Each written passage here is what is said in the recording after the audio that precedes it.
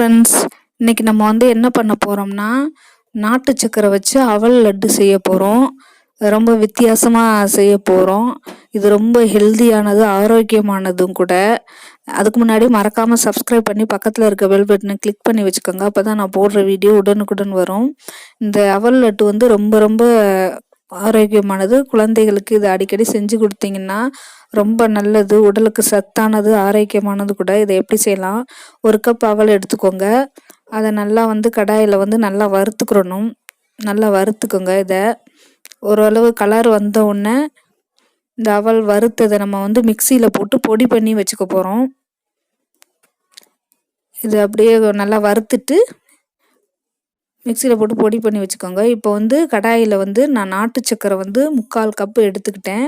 கொஞ்சம் லைட்டாக தண்ணி ஊற்றிக்கோங்க, ரொம்ப வேணாம், கொஞ்சமாக ஊற்றிக்கோங்க. அதில் 1/4 கப் தண்ணி ஊற்றிட்டு அது நல்லா கரையட்டும். அதில் நெய் போட்டுக்கோங்க.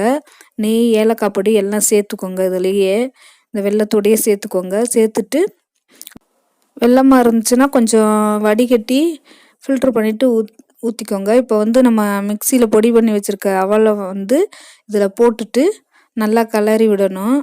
நல்லா கிளறி விட்டு அந்த வெள்ளை கரைசலை ஃபுல்லாக நல்லா குடிச்சிரும். நல்லா ட்ரை ஆயிடுச்சு பாருங்கள், குடிச்சிட்டு. இப்போ அப்படியே கிளறி விட்டுக்கிட்டே வரணும். இதில் 1 ஸ்பூன் நெய் விட்டுட்டு மறுபடியும் நீங்கள் கிளறி விடுங்க. நல்லா கிளறி விட்டுட்டு இப்போ இந்த சூடாக இருக்கும்போதே நம்ம இந்த அவலை பிடிக்க ஆரம்பிச்சிடணும். லட்டு இல்லைன்னா நம்மளுக்கு பிடிக்க வராது. இப்போ சூடாக இருக்கும்போதே நல்லா ரவுண்ட் ஷேப்பில் அழகாக பிடிச்சி வச்சுக்கோங்க.